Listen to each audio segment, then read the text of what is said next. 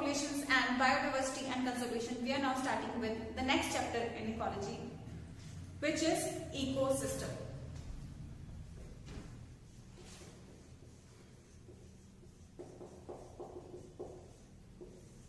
Ecosystem, eco मतलब environment, environment का system basically. अब हमारी एनवायरमेंट में क्या होता है? हमारी एनवायरमेंट में बेसिकली लिविंग ऑर्गेनिजम्स तो होते ही होते हैं, लेकिन लिविंग ऑर्गेनिजम्स के अलावा नॉन लिविंग चीजें भी होती हैं। जैसे हमने पिछले एक चैप्टर में डिस्कस किया था वाटर, सॉइल, ये सारे एबायोटिक फैक्टर्स के बारे में भी हमने डिस्कस किया। तो बाकी लिविंग ऑर्गेनिजम्स जैसे कि प्लांट्स और बाकी एनिमल्स तो इसमें होते ही होते हैं, लेकिन इसके अलावा इकोसिस्टम में एबायोटिक फैक्टर्स भी एग्जिस्ट करते हैं, जैसे कि water, soil.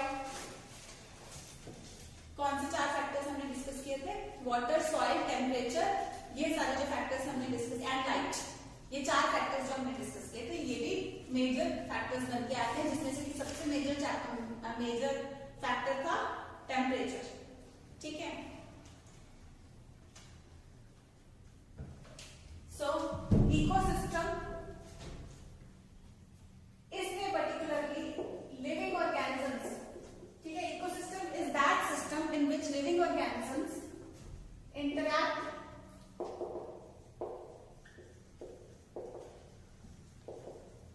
with their environment. Living organisms interact with their environment. और environment में जो है इसमें क्या चीजें आती हैं? Other living organisms,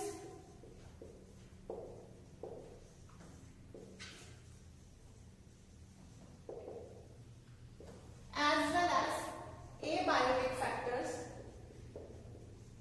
यानी कि नॉन लिविंग चीजें, या इनको हम लोग कह सकते हैं फिजिकल फैक्टर्स। ठीक है, तो इकोसिस्टम वो फंक्शनल यूनिट है जहां पे लिविंग ऑर्गेनिजम्स एक दूसरे के साथ इंटरेक्ट करते हैं, यानी एक लिविंग ऑर्गेनिज्म बाकी लिविंग ऑर्गेनिजम्स के साथ बेशक वो अपने स्पीशीज का हो या दूसरे स्पीशीज का, प्लस एबायोटिक फैक्टर्स के साथ भी या फिजिकल एनवायरनमेंट के साथ भी इंटरेक्ट करते हैं। अब इकोसिस्टम्स आर्टिफिशियली भी हम बना सकते हैं। साइज कैसे वेरी करता है इसका? क्या कुछ इकोसिस्टम में आ सकता है? अ स्मॉल पॉन्ड, एक छोटा सा तालाब इसमें आ सकता है, एक समंदर इसमें आ सकता है, एक फॉरेस्ट इसमें आ सकता है। तो ये नेचुरल इकोसिस्टम्स हैं। पिछले ही एक चैप्टर में ये आई थिंक 10th स्टैंडर्ड में आप लोगों ने किया था, how to make an aquarium. आता ना आपको 10th में, जब इकोलॉजी के चैप्टर में आता आपको एक्वेरियम का भी एक आता, उसमें एक्टिविटी आई थी आपको ये एक्वेरियम कैसे बनाते हैं। तो वो एक्वेरियम भी क्या एक इकोसिस्टम है? एक्वेरियम भी एक इकोसिस्टम है, लेकिन वो आर्टिफिशियल इकोसिस्टम है। ये सारे सिस्टम्स की जहां पे हमने बात की है, ये सारे नेचुरल इकोसिस्टम्स हैं, क्योंकि ये नेचर द्वारा बनाए गए हैं। इसमें हमने कोई रोल नहीं किया, हमने इनको खराब करने में जरूर बहुत चीजें की, लेकिन इनको बनाने में हमारा कोई कंट्रीब्यूशन नहीं है। एक्वेरियम के बारे में आपकी बुक्स में मेंशन नहीं है, लेकिन एक्वेरियम भी एक इकोसिस्टम हो सकता है, लेकिन aquarium is a man made ecosystem या आर्टिफिशियल इकोसिस्टम। तो you can note this thing now, man made और आर्टिफिशियल इकोसिस्टम। कुछ चीजें ऐसी हैं जो प्लस 2 की एनसीईआरटी में या प्लस 2 के इसमें नहीं है, लेकिन प्रीवियस क्योंकि क्लासेस में ये चीज थी तो उसकी भी नॉलेज हम लोग को होनी चाहिए, क्योंकि वो एनसीईआरटी में थी बेसिकली।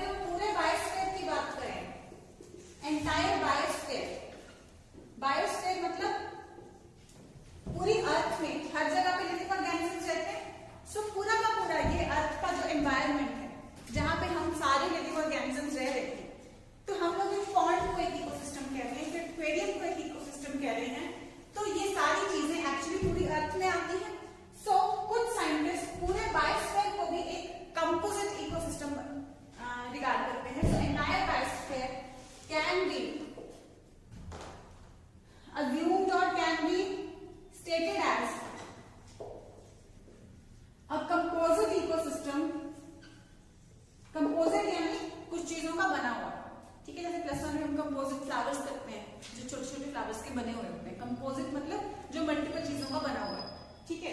तो यहाँ पे entire biosphere can be stated as a composite ecosystem, composite ecosystem which is made up of many small ecosystems.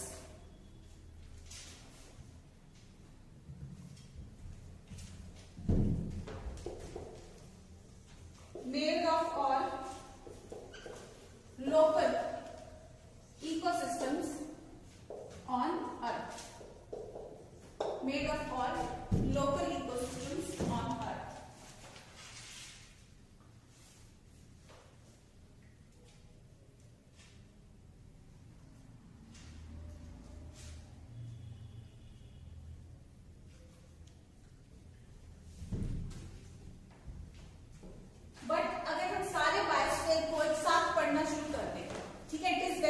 And complex to study it at once, since this entire biosphere is too big and complex to be studied all together or at once. So या तो एक साथ पढ़ना हो, ठीक है, all together or at once. So we can divide it into two. कौन सी दो कैटेगरीज में हम इसको डिवाइड कर सकते हैं? Terrestrial and aquatic. Terrestrial ecosystem और एक्वेटिक में हम सारे बायोस्फीयर को डिवाइड कर सकते हैं.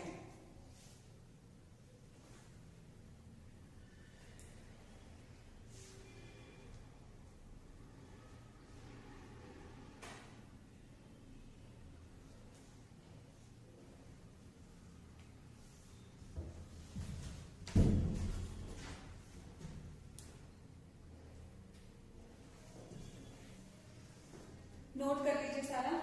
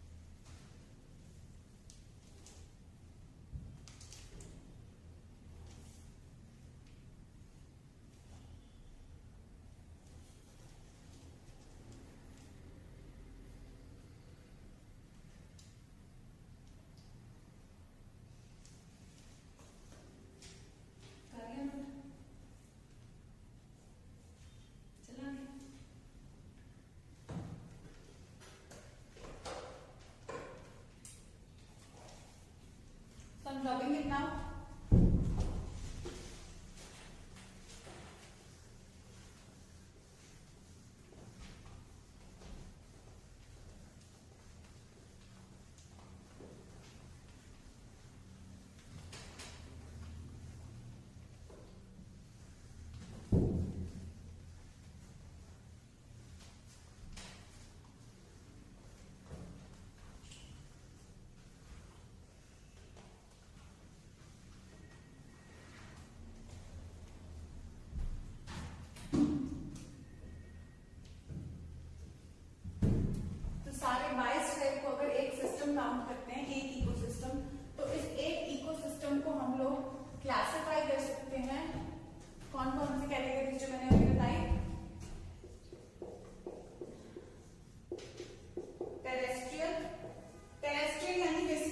लैंड बेस्ड, ठीक है, लैंड बेस्ड,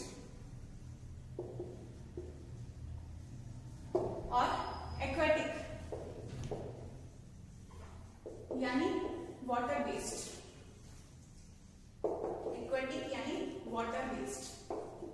टेरेस्ट्रियल की कोई एक example, anybody raise your hand if you, terrestrial की कोई एक example.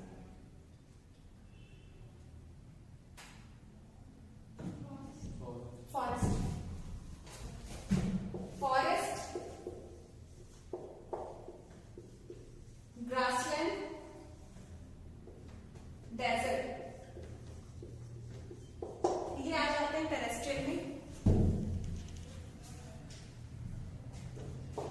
Pond's, river, sea, estuaries, pond, river, sea, estuaries, wetland, ये सब आ जाते हैं एक्वेटिक में।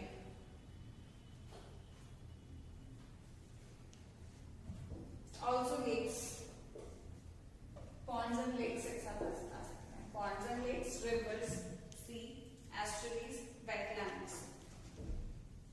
तो ये पानी बेस्ड है, पानी में भी काफी लिविंग ऑर्गेनिजम्स होते हैं और टेरेस्ट्रियल में भी होते हैं। इसके अलावा एक थर्ड कैटेगरी भी इसकी हो सकती है।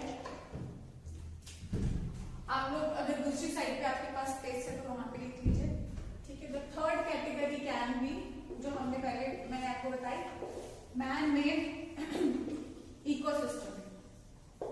मैन मेड इकोसिस्टम में, मैन मेड इकोसिस्टम या आर्टिफिशियल इकोसिस्टम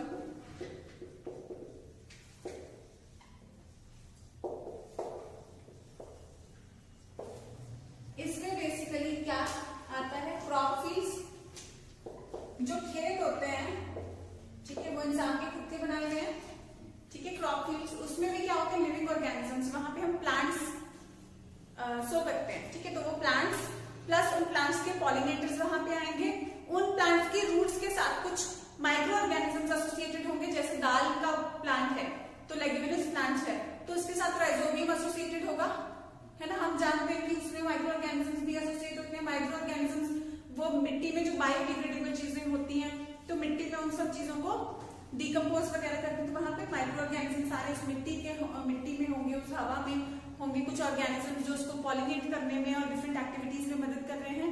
वो प्लांट्स खुद होंगे, तो ये सारे लिविंग ऑर्गेनिजम्स होंगे, प्लस वहां पे कोई एबायोटिक फैक्टर्स होंगे, वो मिट्टी, पानी एंड ऑल दैट, ठीक है, मिट्टी, पानी, हवा, लाइट, एवरीथिंग, ठीक है। तो ये सारे सिस्टम्स भी वहां पे होंगे, लेकिन ये नेचुरल तो नहीं है, इसको क्रिएट किया गया है। So this is also an ecosystem. इसके अलावा मैंने एक्वेरियम तो आपको ऑलरेडी बताया था, ये आर्टिफिशियल इकोसिस्टम्स हैं। एक्वेरियम में भी एक्चुअली हमने अगर बनाना हो तो आजकल हम लोग बहुत अच्छे एक्वेरियम जैसे लोग बनाते हैं, जिसमें वो प्लांट्स भी ऐड कर देते हैं, उसमें फिश को ताकि नेचुरल एनवायरनमेंट फील हो उसके लिए वहां पे पत्थर से रख देते हैं। ऑक्सीजन प्रोवाइड हम एरेटर आता है, ऑक्सीजन उससे प्रोवाइड कर सकते हैं, ठीक है। उसमें वीड्स भी रख सकते हैं, उनकी एनवायरनमेंट वाली वीड्स होंगी। फॉर एग्जांपल फ्रेश वाटर की अगर हम करें तो हम लोग कुछ वीड्स रख सकते हैं। कुछ फिश को इनफैक्ट स्पेसिफिकली ब्रीड की गई है so as to keep in aquarium, जैसे कि angel fish, it is so beautiful. हमने +1 में एनिमल किंगडम में इसके बारे में पढ़ा है, ठीक है। तो एंजल फिश, बेटा फिश, तो ये सारी जो फिश हैं, बेटा जिसको हम फाइटिंग फिश बोलते हैं, तो ये सारी फिश जो है बेसिकली ज्यादातर एक्वेरियम में ही पाई जाती हैं, बेटा और ये एंजल ऐसी काफी फिश। तो इनको भी हम लोग ऐसे बना रहे हैं, इनको और एनवायरनमेंट अपना फ्रेंडली लगे तो उसके लिए नेचुरल एनवायरनमेंट, वहां पे पत्थर वगैरह रख देते हैं, सॉइल जो उनका रेत होती है ना, सैंड रखते हैं मिट्टी से, तो वो सारा गंदा जगह जो सैंड होता है वो काफी छोटा पार्टिकल होता है और वो नीचे सेटल हो जाता है, वो ऐसे उसको पानी को गंदा नहीं करता। तो clean sand is actually available also for aquarium, तो वो रख सकते हैं। फूड हम इनको आर्टिफिशियली प्रोवाइड कराते हैं, तो वहां पर भी हम आर्टिफिशियली सारी एनवायरनमेंट क्रिएट कर देते हैं, so that also becomes becomes an ecosystem. Aquariums बहुत बड़े बड़े भी बनाए गए हैं वर्ल्ड के काफी पार्ट्स में, और हम लोग जो अपने घरों में छोटा सा भी बना सकते हैं एक्वेरियम, अगर उसकी प्रॉपर केयर की जाए तो it can become a successful ecosystem. ये टेबल ऐसे बना लो, अच्छा रहेगा आपको लर्न करने में।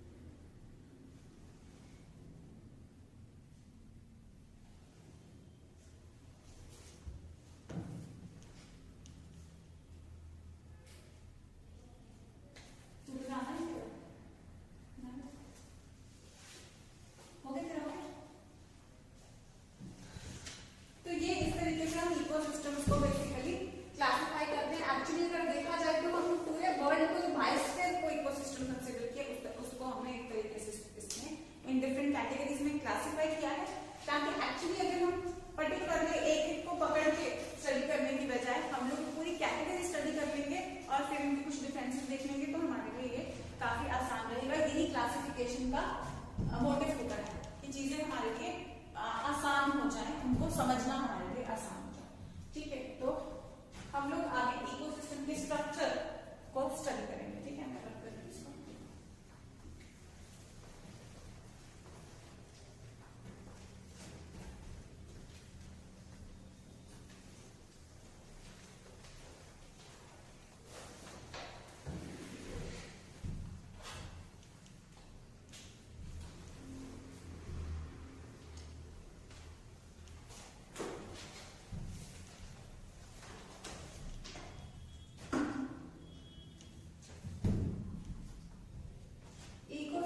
Structure and function.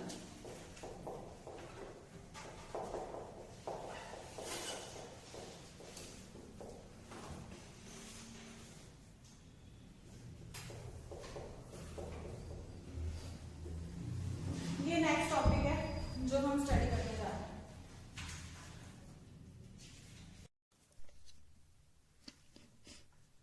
ओके, तो हम लोग शुरू कर रहे हैं ecosystem structure and function.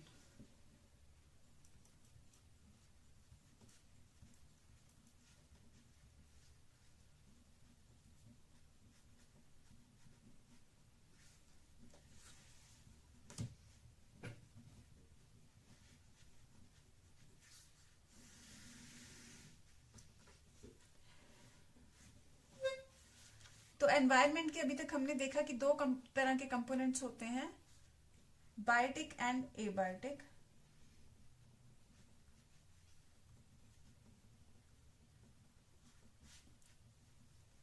Biotic मतलब लिविंग और एबायोटिक मतलब नॉन लिविंग। ठीक है, एबायोटिक मतलब नॉन लिविंग।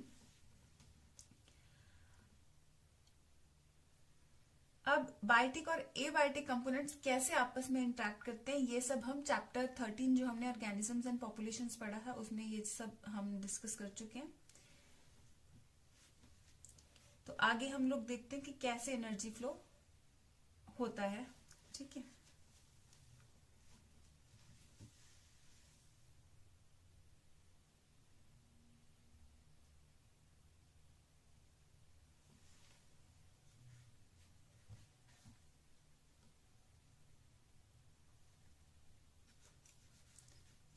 तो एक इकोसिस्टम जो होता है, जैसे हमने पॉन्ड को इकोसिस्टम बोला, हमने फॉरेस्ट को इकोसिस्टम बोला, तो ये पर्टिकुलरली फॉरेस्ट जैसा क्यों है और पॉन्ड जैसा क्यों है? बिकॉज देखें, इंटरेक्शन जो होता है इसमें, जो ऑर्गेनिजम्स रह रहे हैं, interaction of biotic and abiotic components, interaction of biotic and abiotic components results in a physical structure. तो जो बायोटिक यानी लिविंग और नॉन लिविंग चीजों का जो आपस में इंट्रैक्शन होता है, इससे एक ऐसा फिजिकल स्ट्रक्चर बनता है जो कि which is characteristic, that is characteristic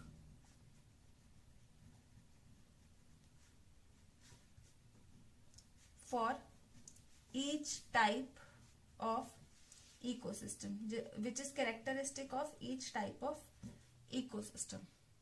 ठीक है, यानी कि वो पर्टिकुलर कैरेक्टर्स उस इकोसिस्टम को पर्टिकुलरली मिल जाते हैं by interaction of abiotic and biotic components. तो हम लोग लिविंग और नॉन लिविंग कंपोनेंट्स जो उस स्ट्रक्चर में है, तो उनका जो आपस में इंटरेक्शन होता है, उससे ये पर्टिकुलर कैरेक्टर्स एक इकोसिस्टम को मिलते हैं. ठीक है, तो इस तरीके से हर सिस्टम अलग अलग तरह का हम लोगों को दिखाई देता है.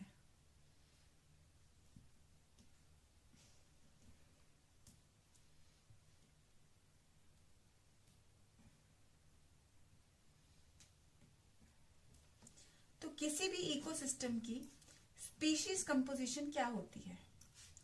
स्पीशीज कंपोजिशन, अब हम लोग कोई भी चीज, हम लोग कोई प्रोडक्ट घर पे लेके आते हैं, तो उसमें हम लोग उसके पीछे कंपोजिशन का लेबल देख सकते हैं या इंग्रेडिएंट्स का लेबल हम लोग देखते हैं और उसमें उसके सारे इंग्रेडिएंट्स लिखे हुए होते हैं.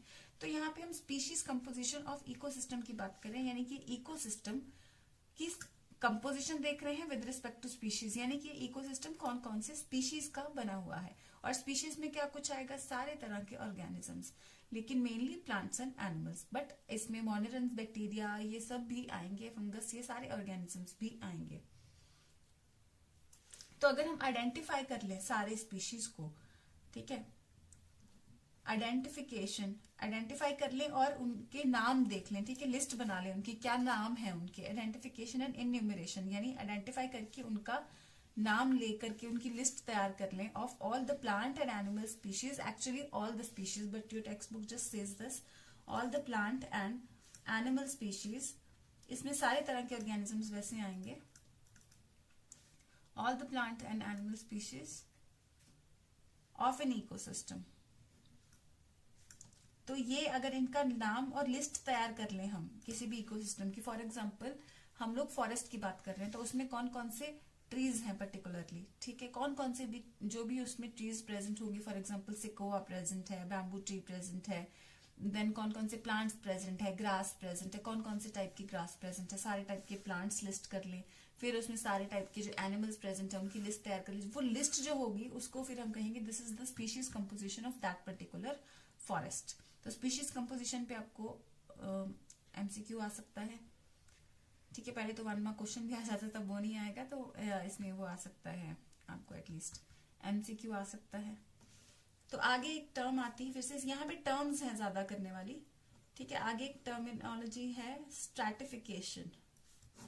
स्ट्रैटा का मतलब होता है लेयर, ठीक है. आप लोगों ने अपनी जूनियर क्लासेस में पढ़ा होगा एटमॉस्फेयर के भी डिफरेंट लेयर्स होते हैं और मिट्टी के भी डिफरेंट लेयर्स होते हैं, कि सबसे नीचे ये लेयर होता है, ठीक है, और उसके नीचे ये लेयर होता है अपने कोर, मैंटल, क्रस्ट, ये 3 लेयर्स किए होंगे, और इनके भी एक्चुअली सब लेयर्स भी बहुत होते हैं. तो ये वर्टिकल डिस्ट्रीब्यूशन जो लेयर्स है, ये लेयरिंग को हम लोग स्ट्रैटिफिकेशन बोलते हैं. तो लेकिन एक इकोसिस्टम में लेयर क्या होगा? इकोसिस्टम तो ये अर्थ का तो कट सेक्शन नहीं है कि कोर मैंटल, क्रस्ट, ये सब चीज की हम लोग बात करें, ये तो नहीं है. वो तो अर्थ के ऊपर है सारा, है ना, इकोसिस्टम सारे अर्थ के ऊपर है. तो यहाँ पे स्ट्रैटा क्या होगा? यहाँ पे स्ट्रैटा फॉर एग्जांपल एक बड़े पेड़ ग्रो कर रहे हैं, ठीक है, एक पर्टिकुलर जगह पे यूं बड़े पेड़ ग्रो कर रहे हैं और नीचे कुछ पौधे ग्रो कर रहे हैं, ठीक है, नीचे कुछ पौधे ग्रो कर रहे हैं अलग अलग टाइप के, व्हाटएवर.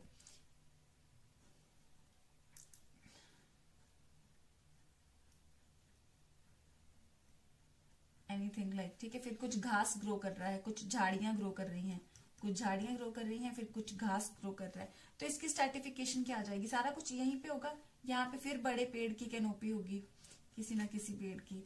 तो अब यहाँ पे क्या हम लोग देख रहे हैं कि सबसे ऊपर कौन सा लेयर है, उसके नीचे कौन सा लेयर है, उसके नीचे कौन सा लेयर है, उसके नीचे एंड उसके नीचे। तो ऊपर से लेकर नीचे तक हम इनकी लेयरिंग की अगर बात करेंगे, उसे हम कहेंगे stratification.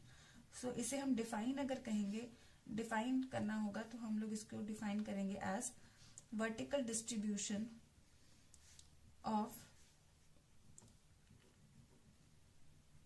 different species, vertical distribution of different species occupying different levels.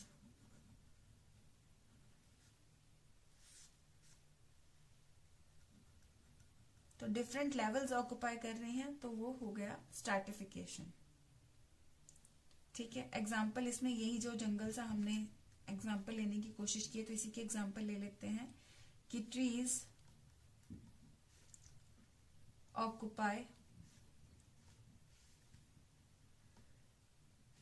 Top vertical strata और लेयर, टॉप वर्टिकल स्ट्रेटा और लेयर ऑफ अ फॉरेस्ट। तो सबसे पहले ट्रीज है, सेकंड में आ जाएगा shrubs, द सेकंड लेयर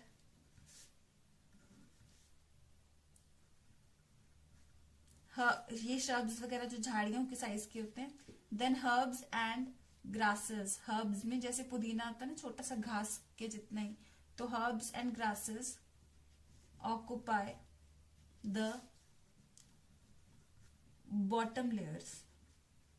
ठीक है, तो क्या हो गया, सबसे पहले ट्रीज, फिर श्रब्स और सेकंड हर्ब्स, श्रब्स सेकंड पे और herbs and grasses third most layer में। तो अगर ग्रॉसली डिवाइड करना हो तो इस तरीके से, ठीक है, कि सबसे ऊपर क्या है, फिर उससे नीचे कौन से पौधे हैं, ठीक है, उससे नीचे कौन से पौधे हैं, देन उससे नीचे कौन से हैं, देन उससे नीचे कौन से, देन उससे नीचे कौन से हैं। तो ये हाइट वाइज एक तरीके से इनको हम लोग कह रहे हैं कि ये हो गई स्ट्रैटिफिकेशन। ठीक है, तो यहाँ पे आप कुछ भी नोट करना चाहें उसे कर सकते हैं।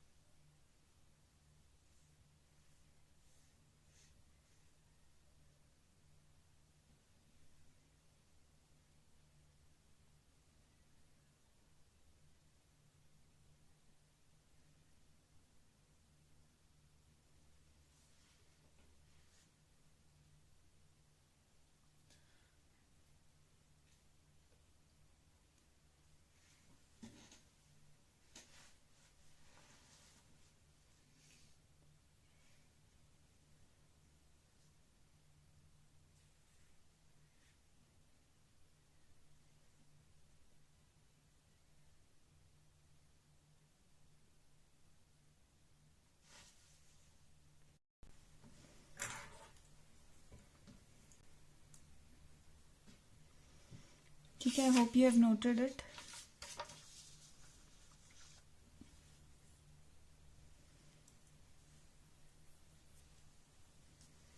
तो हम लोग एक्चुअली सारे चैप्टर को जिन 4 हेडिंग्स में करने जा रहे हैं, यहाँ पे हम उसके इंट्रो दे रहे हैं कि कंपोनेंट्स इकोसिस्टम के 4 एस्पेक्ट्स में हम लोग कंसिडर करते हैं।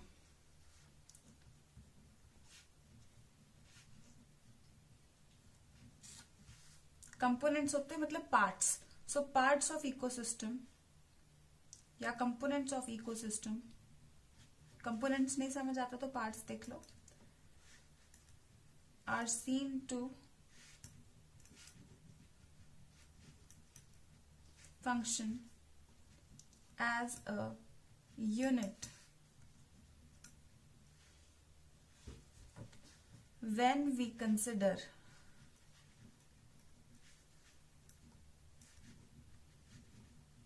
the following 4 aspects। तो हम नीचे जो 4 एस्पेक्ट्स दे रहे हैं, ठीक है, इन 4 कंसेप्ट्स को हम लोगों को डिस्कस करना होगा। जब हम देखते हैं इन चारों को, हम समझेंगे अच्छे से, तो हम ये चीज को भी समझ पाएंगे कि इकोसिस्टम कैसे एक यूनिट की तरह काम करता है। ये 4 एस्पेक्ट्स जो हैं ये क्या हैं? सबसे पहले प्रोडक्टिविटी। हम ये पूरा टॉपिक बन के आएंगे हमारे पास, इनकी पूरी डिटेल हम लोग पढ़ेंगे, ठीक है। प्रोडक्टिविटी कोई चीज बन रही है, ठीक है, इतना समझ रहे हैं अभी आप, लेकिन इसमें हम प्रोडक्शन, प्रोडक्टिविटी, इन सब चीजों की डेफिनेशंस पूरी करेंगे। बहुत ज्यादा टर्मिनोलॉजी इसी के अंडर आएगी।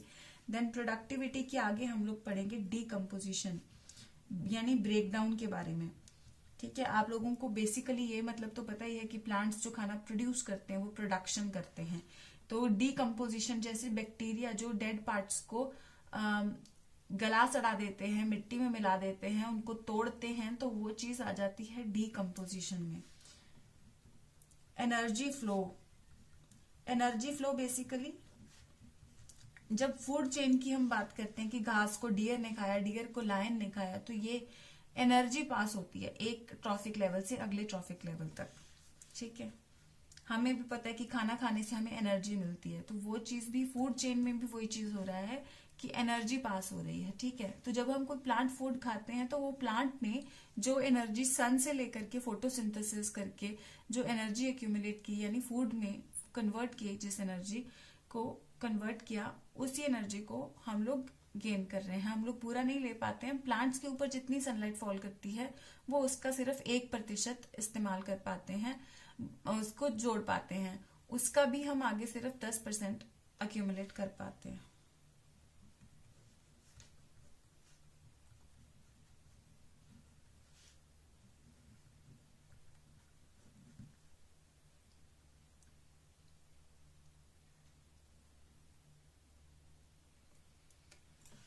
तो हम अगर ये न्यूट्रिएंट साइक्लिंग बेसिकली क्या है? अब प्लांट्स को कोई एनिमल खा रहा है, ठीक है, अगर हम फूड चेन की भी बेसिकली बात कर रहे हैं, कोई न्यूट्रिएंट्स आगे कोई ऑर्गेनिज्म ने, डियर ने खाया तो उसकी न्यूट्रिएंट्स डियर को मिले, डियर ने आगे डियर को लायन ने खाया तो उसकी लायन को मिले, तो ये आगे से आगे न्यूट्रिएंट्स भी जा रहे हैं। फिर ये प्लांट्स और ये एनिमल सारे के सारे डेड होके जब मिट्टी में मिल जाएंगे तो मिट्टी से भी न्यूट्रिएंट्स फिर से प्लांट की तरफ। अगर मैं ये सारा को एक फूड चेन के हिसाब से समझाने की कोशिश करूं तो बेसिकली हम लोग देखते हैं कि ग्रास को डियर ने खाया, ठीक है, तो ग्रास ने या किसी भी प्लांट ने क्या किया? प्रोडक्शन की, ठीक है, फूड तैयार किया।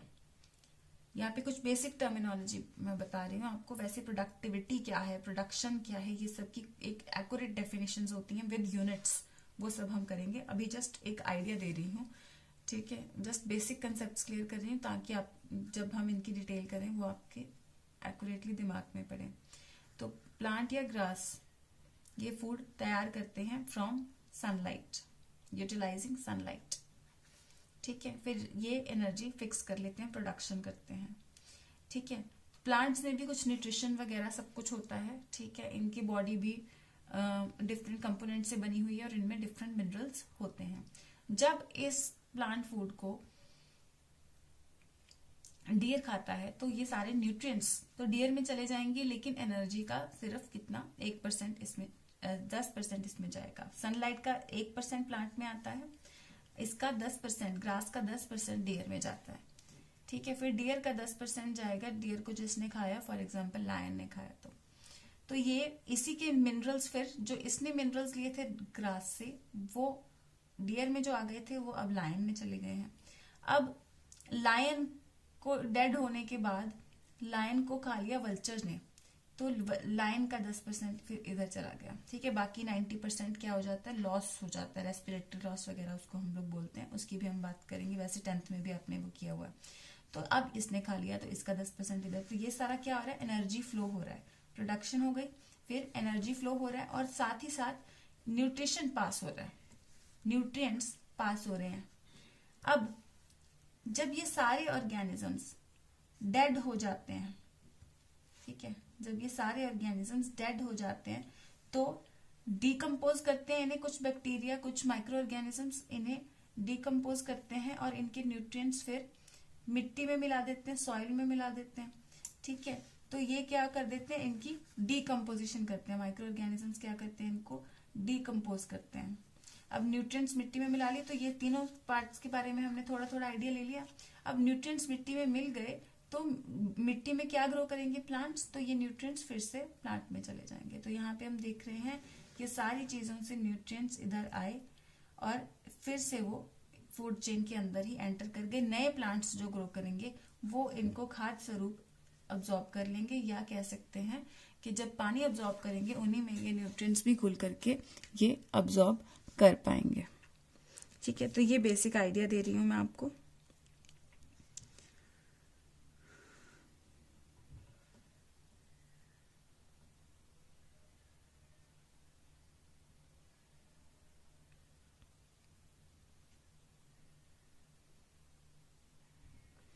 तो हम एक एक्वेटिक इकोसिस्टम की जरा एग्जांपल लेके डिस्कस करते हैं।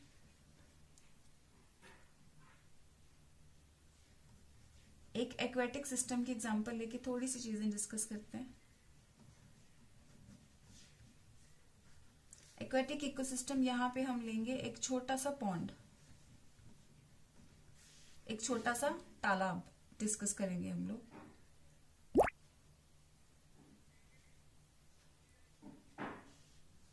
ये एक सिंपल इकोसिस्टम है, this is a simple ecosystem. और क्या है, सेल्फ सस्टेनेबल है, सेल्फ सस्टेनेबल, सेल्फ परपेचुएबल, यानी अपने आप में। अब पॉन्ड को बाहर से न्यूट्रिएंट्स नहीं लेने पड़ते, पॉन्ड के ऑर्गेनिजम्स जो हैं उनको बाहर से टेरेस्ट्रियल एनवायरनमेंट से कुछ नहीं लेना पड़ता, वो पॉन्ड से ही, पॉन्ड में ही हमें प्रोड्यूसर्स भी मिल जाते हैं। तो आगे हर्बीवोर्स भी, हर तरह के ऑर्गेनिजम्स हमें पॉन्ड में ही मिल जाते हैं। पॉन्ड्स में ही हमें प्रोड्यूसर्स, कंज्यूमर्स, डीकम्पोजर्स, हर तरह के ऑर्गेनिजम्स मिल जाते हैं। अच्छी खासी फूड चेन इसमें मिल जाती है। ठीक है, तो एक्वेटिक इकोसिस्टम में एक छोटा पॉन्ड की एग्जांपल हम लोग ले रहे हैं।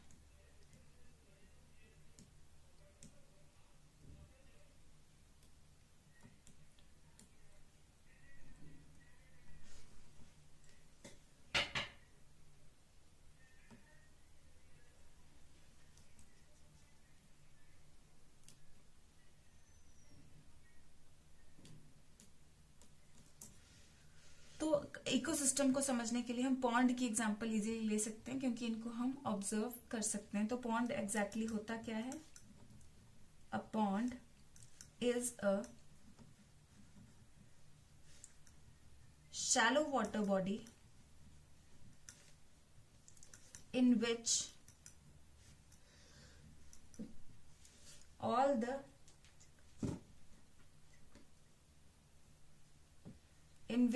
the basic components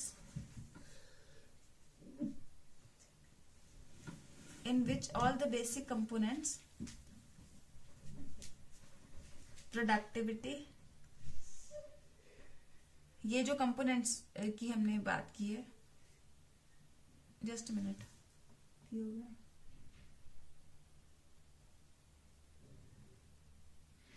in which all the basic components of an ecosystem are well exhibited.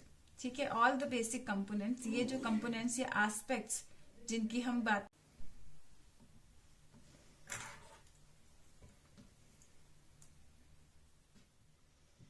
ठीक है, hope you have noted it कर रहे हैं सारे कंपोनेंट्स जो इकोसिस्टम के, ऑल द बेसिक कंपोनेंट्स, ठीक है, इनको हम आगे डिटेल में करते हैं। ठीक है, आपको पता है ये सारे basic components are well exhibited. कौन से components are well exhibited?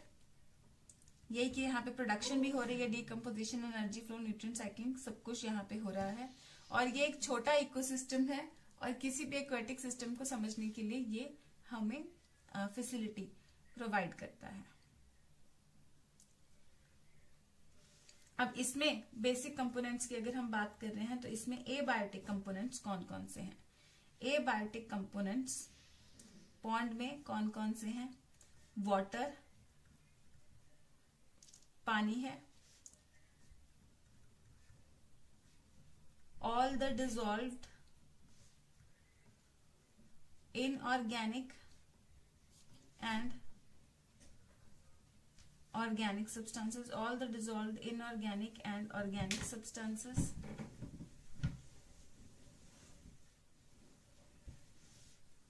and the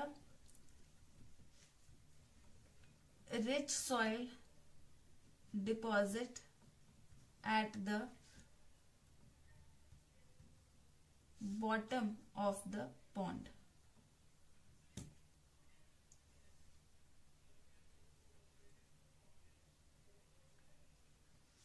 ठीक है, तो ये सारी चीजें। अब इसके अलावा ओके, आप एक बार ये नोट करें, मैं आगे बताती हूँ आपको। यहाँ पे कंप्लीट नहीं हो पाएगा तो एक बार आप लोग ये नोट कर लें कि इसमें एबायोटिक कंपोनेंट्स बेसिकली कौन कौन से हैं। लेकिन इसके अलावा वो लाइट वगैरह, सनलाइट वगैरह, वो सब, सनलाइट, टेम्परेचर, उन सब चीजों की भी हम लोग बात करेंगे। तो एक बार आप ये नोट करें, तो एबायोटिक कंपोनेंट्स, बाकी टेम्परेचर वगैरह, क्योंकि यहाँ पे वो कंप्लीट नहीं आएगा, तो एक बार आप लोग ये नोट कर लीजिए, मैं फिर आपको बताती हूँ।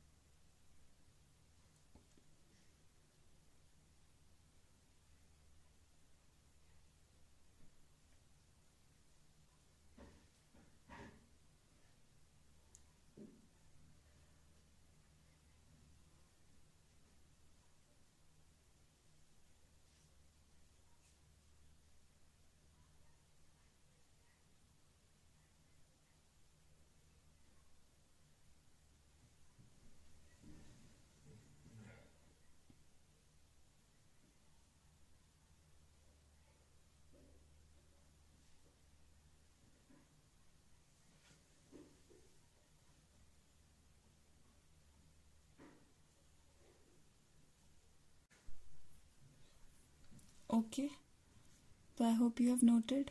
तो हमने कहा कि इसमें सारे बेसिक कंपोनेंट्स आ रहे हैं, ये हमने एबायोटिक कंपोनेंट्स की भी बात कर ली। ठीक है, आगे हम लोग बाकी कंपोनेंट्स की बात डिस्कस करते हैं फिर।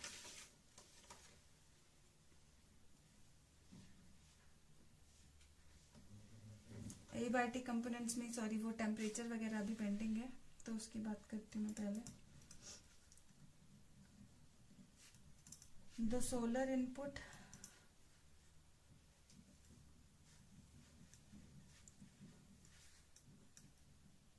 the cycle of temperature, day length,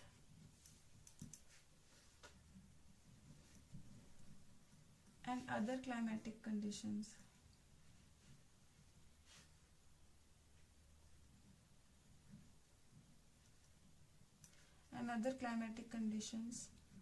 ये कुछ एक्सटर्नल फैक्टर्स हैं। एबायोटिक फैक्टर में ही एक्सटर्नल कह लो या ओवरऑल कह लो, ये इसको रेगुलेट करते हैं, regulate the rate of function of entire pond.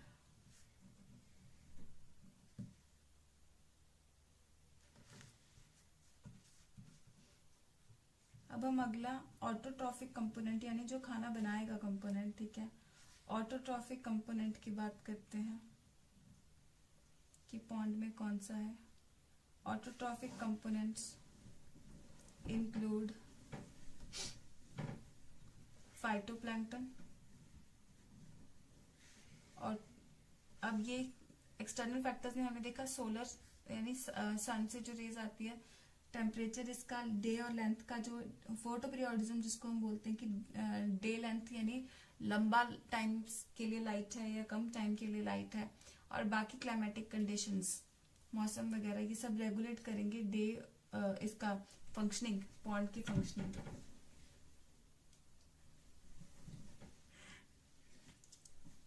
Autotrophic component next हम इसकी बात कर रहे हैं।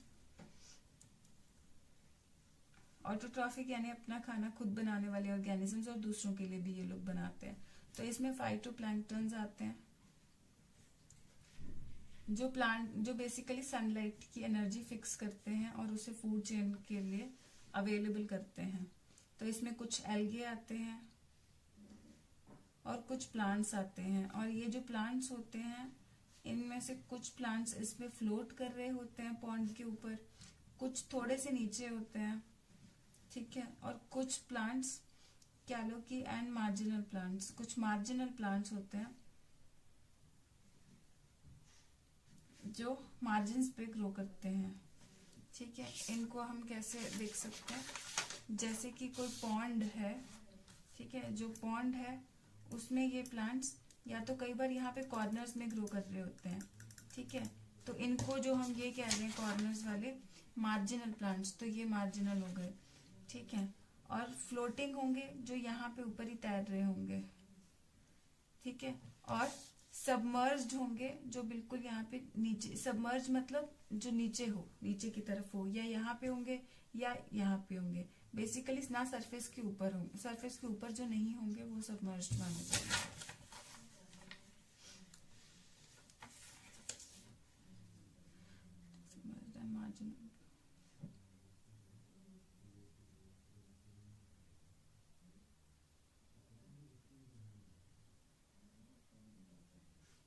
Marginal plants which are found at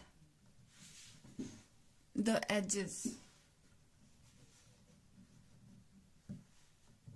pond के साइड पे बिल्कुल ये ग्रो करते हैं, हम आप लोगों ने शायद कभी देखा हो। देन नेक्स्ट हम आते हैं बच्चे consumers.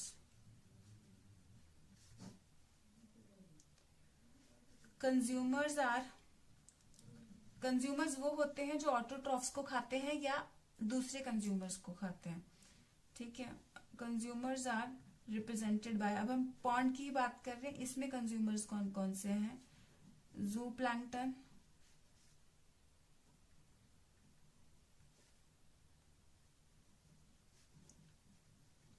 The free swimming and bottom dwelling forms, the free swimming and bottom dwelling forms. ठीक है, जू प्लैंक्टन में, जैसे जू प्लैंक्टन में भी बेसिकली फ्री स्विमिंग यानी कि बिल्कुल फ्रीली स्विमिंग या बिल्कुल नीचे नीचे की तरफ रहने वाले, ठीक है, यहाँ पे नीचे की तरफ रहने वाले या फ्रीली स्विमिंग कैसे भी एरिया में रहने वाले ऑर्गेनिजम्स होते हैं.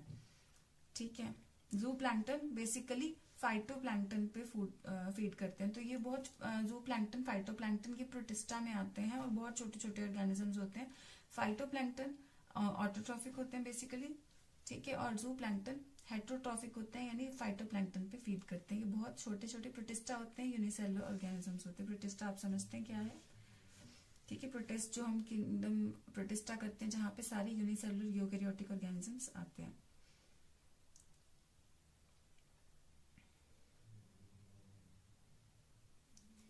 देन अगला कंपोनेंट के बारे में अगर हम बात करें, decomposers.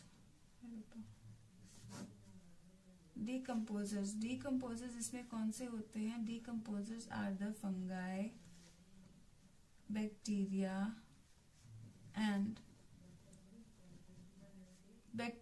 Fungi and the flagellates. ये जो बैक्टीरिया फंगाई एंड बैक्टीरिया होते हैं, दे आर स्पेशली abundant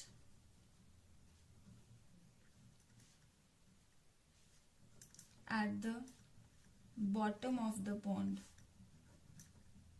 ये पॉन्ड के नीचे की तरफ ज्यादा होते हैं. क्यों? क्योंकि जो भी ऑर्गेनिजम्स, बेशक प्लांट्स, एनिमल्स, जब डेड हो जाते हैं तो नीचे की तरफ ही होते हैं.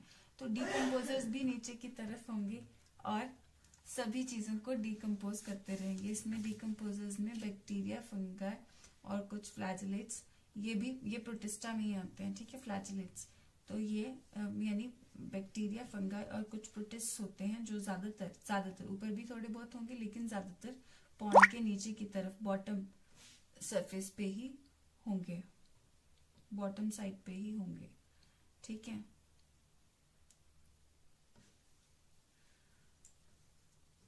तो यहाँ पे हमने पॉन्ड के सिस्टम में हम लोग देखते हैं, ठीक है, एक्वेटिक इकोसिस्टम में हमने पॉन्ड की एग्जांपल लेने की कोशिश की. ये एक सिंपल इकोसिस्टम है जो हमें एक्वेटिक इकोसिस्टम की एक एग्जांपल देता है. इसमें हम देखते हैं कि शैलो वाटर बॉडी है और इसमें सारे बेसिक कंपोनेंट्स हम लोगों को दिखाई देते हैं, जैसे कि abiotic and non living components, जैसे कि पानी, इनऑर्गेनिक, ऑर्गेनिक सब्सटेंसेस, मिट्टी, सोलर यानी सनलाइट, टेम्परेचर.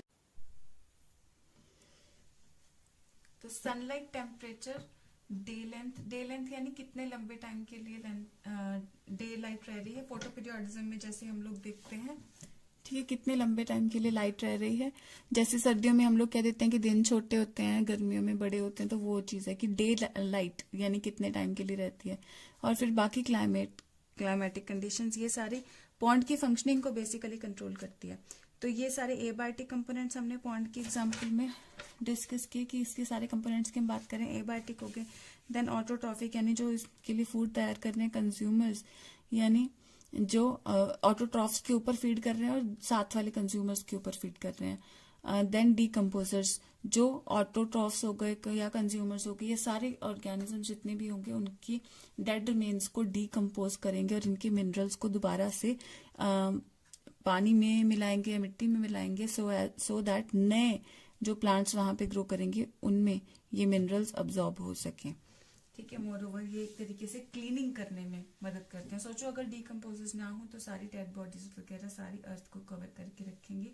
ठीक है, तो ये डीकम्पोजिशन में बहुत ही ज्यादा मेजर रोल प्ले करते हैं, क्लीनिंग करते हैं डीकम्पोजिशन करके ये बेसिकली. अब अगर ये सारे सिस्टम के ये सारे कंपोनेंट्स देख के अगर हम समझते हैं ये सेल्फ अबंडेंट है इकोसिस्टम, इसको बाहर से ज्यादा कुछ रिसोर्सेज लेने की जरूरत नहीं पड़ रही है. So this system performs all the functions of any ecosystem. This system performs all the functions of any ecosystem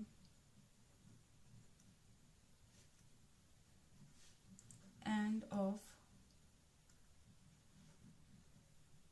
biosphere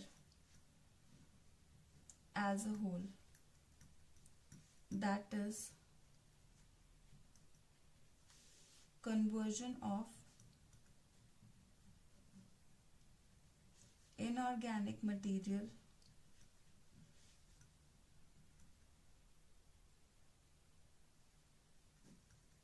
into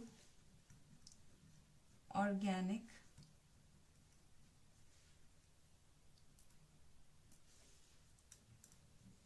with the help of radiant energy of the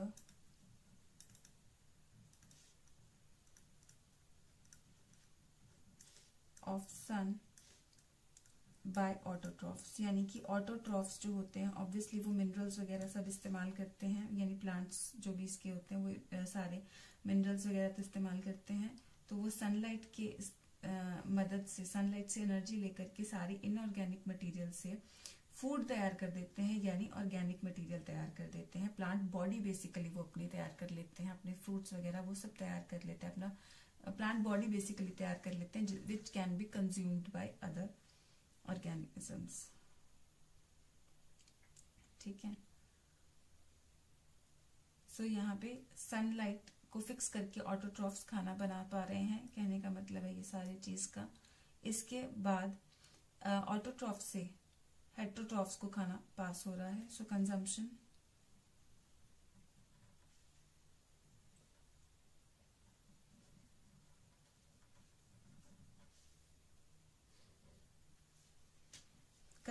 of autotrophs by heterotrophs, ये भी हो रहा है। फिर decomposition and demineralisation भी हो रहा है, एक बार ये नोट करना।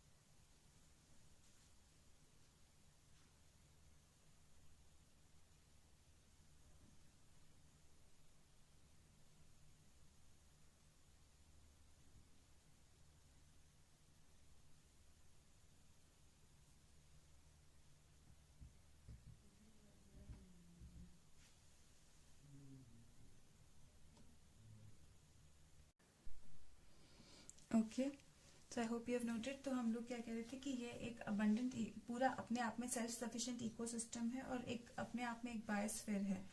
क्यों? क्योंकि ये सारा सनलाइट फिक्स करके फूड बना पा रहा है by with the help of autotrophs.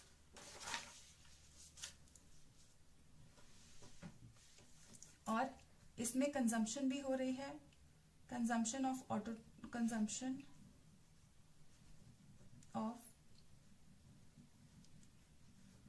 Autotrophs by heterotrophs, ये भी हो रही है। इसमें डीकम्पोजिशन भी हो रही है बाय डीकम्पोजर्स, इसमें डीकम्पोजिशन भी हो रही है। और mineralisation, decomposition and mineralisation, actually combined ही लेना चाहिए हमें, decomposition and mineralisation of dead matter, decomposition and mineralization of dead matter to release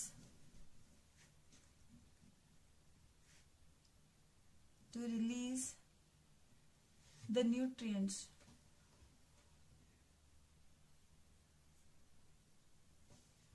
to release the minerals, क्योंकि डिकम्पोज करके उसको उसमें से मिनरल्स निकाले जा रहे हैं और फिर इन मिनरल्स को वापस एड ऑन किया जाता है। तो release the minerals back for reuse by the autotroph. जैसे मैंने आपको बताया कि वो मिनरल्स मिट्टी में मिल जाते हैं, फिर से प्लांट्स जब उसमें ग्रो करते हैं तो वो उस मिनरल्स को यूज कर लेते हैं और यही साइकिल रिपीट होता रहता है।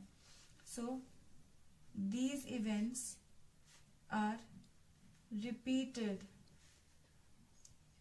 ओवर एंड ओवर अगेन, ये बार बार ये इवेंट्स रिपीट होते रहते हैं।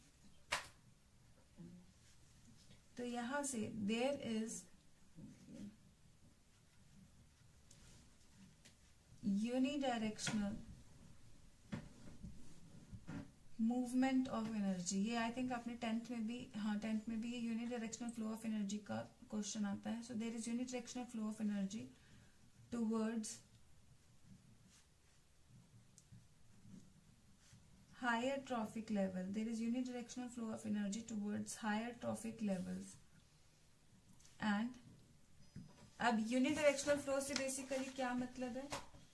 यूनिडायरेक्शनल फ्लो से मतलब ये है कि अब ग्रास वगैरह को डियर ने जब खा लिया तो ग्रास से जो एनर्जी डियर को मिल गई वो ऑब्वियसली इधर वापस नहीं आएगी, ठीक है। अब डियर को जब लायन ने खा लिया तो वो डियर तो खत्म ही हो गया ना, एनर्जी कहाँ से आएगी? तो डियर को जब लायन ने खा ही लिया तो वो एनर्जी डियर के पास वापस नहीं आएगी। इसको जब इसने खा लिया तो वो एनर्जी पिछले ट्रॉफिक लेवल पे वापस नहीं आएगी। तो ट्रॉफिक लेवल 1, 2, 3, 4, तो 1 से ट्रॉफिक लेवल 2 पे जब एनर्जी चलेगी तो वो 2 से 3 पे जा सकती है, 2 से 1 पे नहीं आ सकती। This is what is unidirectional flow of energy.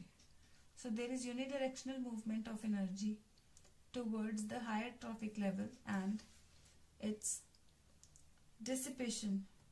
तो फाइनली तो ये क्या हो जाता है, डिकम्पोज हो जाते हैं, या जो जैसे हम कहते हैं, मैंने आपको बताया कि 10% आगे जाती है तो 90% एनवायरमेंट के लिए की तरफ चली जाती है। So and its dissipation and loss as heat to the environment, और इस बाकी की लूज हो जाती है, लेकिन पिछले ट्रॉफिक लेवल पे नहीं होती। या तो अगले ट्रॉफिक लेवल पे जाती है, 10% अगले ट्रॉफिक लेवल पे जाती है, बाकी 90% डिसिपेट हो जाती है, या it is lost as heat to the environment, जिसे हम रेस्पिरेटरी लॉस भी बोल देते हैं, ठीक है।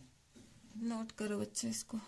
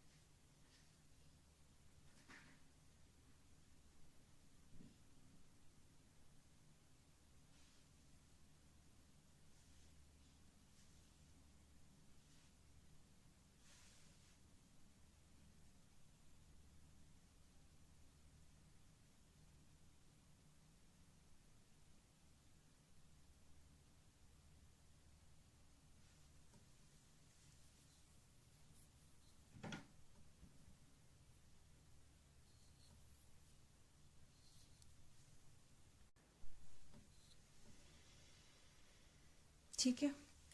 तो इसमें हमने, I hope you have noted this, तो इसमें हमने पॉन्ड के एग्जांपल लेके कि एक सेल्फ सफिशिएंट, कि हम पॉन्ड को इकोसिस्टम क्यों बोल रहे हैं, हम फॉरेस्ट को इकोसिस्टम क्यों बोल रहे हैं, हम रिवर को इकोसिस्टम क्यों बोल रहे हैं, क्योंकि ये सभी में इंटरनल ही सारी जरूरतें पूरी हो जाती हैं। इनमें सभी में सारे बेसिक कंपोनेंट्स, एबायोटिक कंपोनेंट्स और बायोटिक सारे कंपोनेंट्स होते हैं। बायोटिक में ऑटोट्रॉफ्स, हेटरोट्रॉफ्स, कंज्यूमर्स हर तरह के इनमें मिल जाते हैं। इनमें भी यूनिडायरेक्शनल फ्लो ऑफ एनर्जी होता है, न्यूट्रिएंट साइक्लिंग होती है, तो सारे के सारे कंपोनेंट्स इनमें हो जाते हैं। तो ये एक भरपूर इकोसिस्टम या भरपूर बायोस्फीयर अपने आप में एक सेल्फ सफिशिएंट बायोस्फीयर है।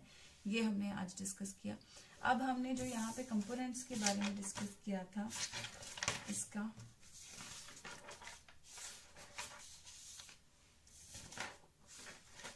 ये चीज कि कौन से एस्पेक्ट्स हैं जो कंपोनेंट्स इकोसिस्टम के हैं, ये एक यूनिट की तरह, कंपोनेंट्स कौन से, एबायोटिक और बायोटिक कंपोनेंट्स, ये एक सिस्टम की तरह, एक यूनिट की तरह काम करते हैं। अब बायोटिक में हमने 3 कर लिए, ऑटोट्रॉफ्स, हेटरोट्रॉफ्स, डिकम्पोजर्स। तो चारों कंपोनेंट्स हो गए,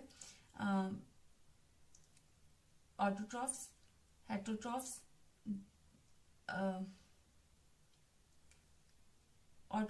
हेटरोट्रॉफ्स, डिकम्पोजर्स।